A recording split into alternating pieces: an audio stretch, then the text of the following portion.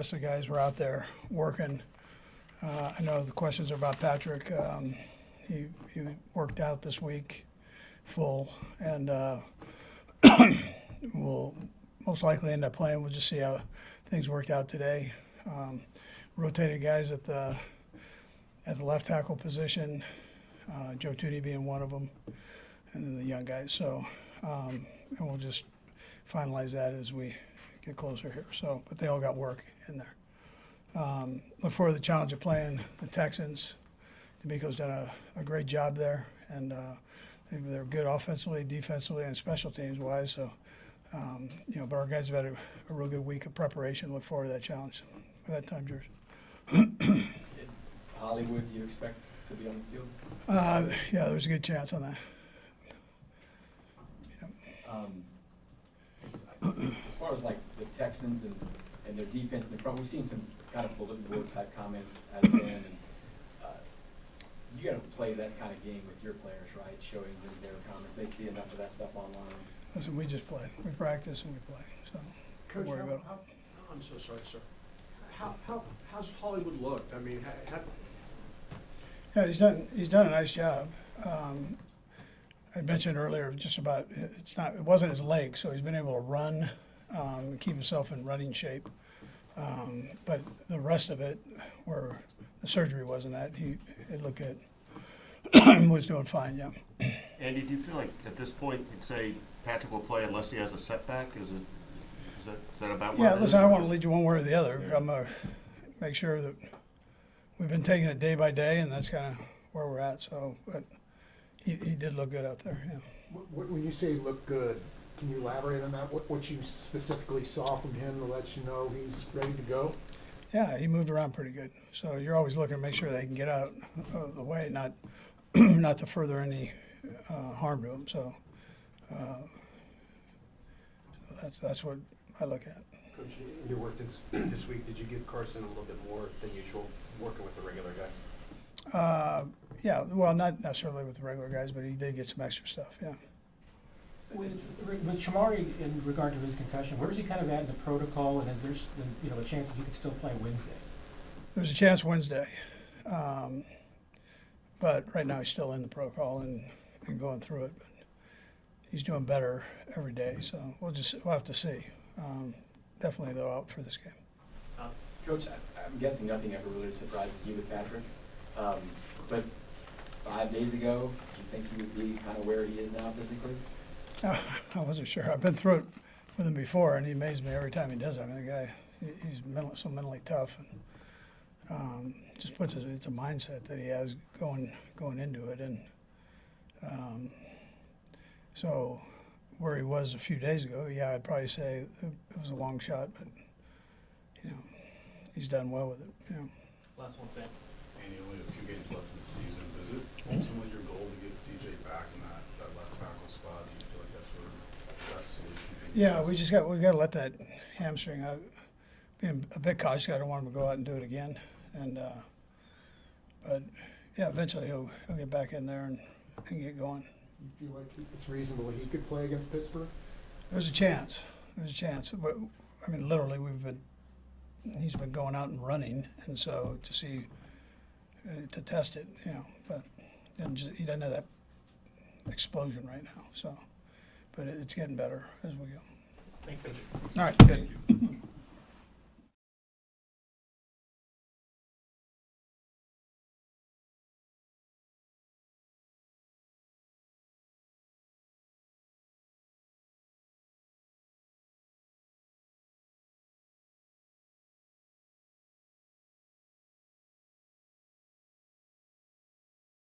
All right, fire away. DeAndre, what's it been like getting Hollywood on the practice field and seeing how he might add to everybody's game on the offensive side? It's been good. Hollywood has played a lot in this league. I consider him a veteran receiver, so having the experience out there is good.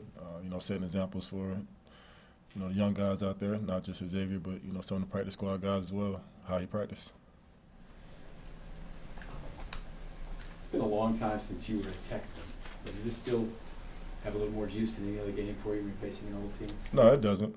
I still live in Houston as well. I know some of those guys, so you know, I see them in off season, but it doesn't really have any more significant than any other game to me. How much more comfortable are you feeling now that you've had just the amount of games that you've had with the offense? I feel good. The coaches, they do a good job of allowing me to go out there and play free, learn the offense. They did a good job of that when I first came in, just teaching me the little things, and obviously Pat as well. But I feel good about it. Coach Nagy talked about how you and him have conversations mid-game, where you may see something. Just from your perspective, how open is he to hearing your suggestions and stuff? He's very open to hearing my suggestions out there. I play a lot of ball in this league, so I see things from a different point of view than a coach can sometimes, or from up top. So, we're on the same mission, trying to win. So, however I can be helpful. How was Pat look this week? Like he always does. Yep. You've been in this league long enough, DeAndre. Have you ever gone through a stretch of 3 games in 11 days? And if not, how do you try to manage the condensed time between games? Never played this many games in a short amount of time. I think the league should definitely do something about that. If that's giving teams some kind of mini bye or somewhere down the line. But I feel like as we coach or they preach player safety, I don't feel like this is the best situation for any team to play 3 games in this amount of days. So I feel like the league should definitely try to review that after the season, just see how it can help player safety in the future. I know Coach has kind of altered the schedule a little bit, knowing how to do this. But have you done anything yourself with your body or anything like that to kind of be ready for this? No, I wouldn't say I've done anything drastically different than I always do. I try to take care of my body, try to get a lot of sleep and hydrate. So it's obviously it's not easy playing this many games, but you got to do it. You haven't been around Pat for a long time. You've seen him from afar.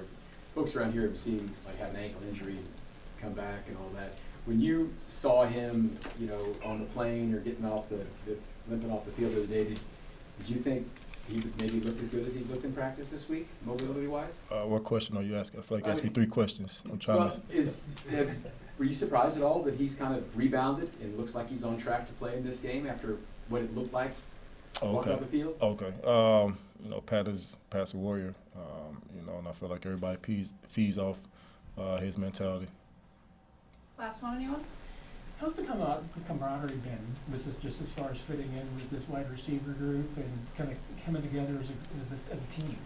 I think it's been great, honestly. We got first year guys, 5, 7 year, and then myself at 12 years. So I feel like it's definitely a different age gap, but it's been good. We've all been working off each other. There's things that I asked Xavier about.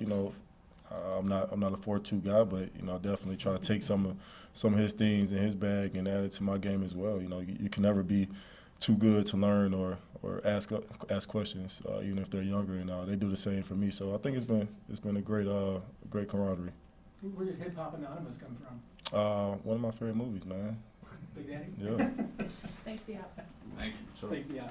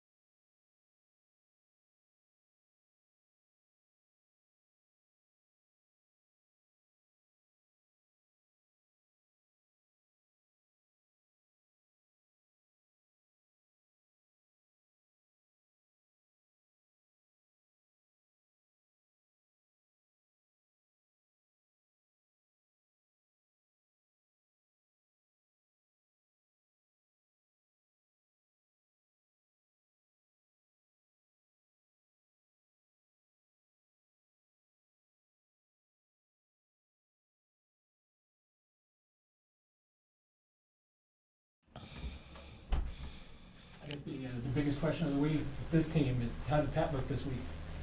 Pat is himself. Yeah, he's himself, and I play on the defensive side of the ball, so our job never changes regardless of whatever's happening around us. It's to just go and stop the Houston Texans offense from scoring points. So that's what the focus is.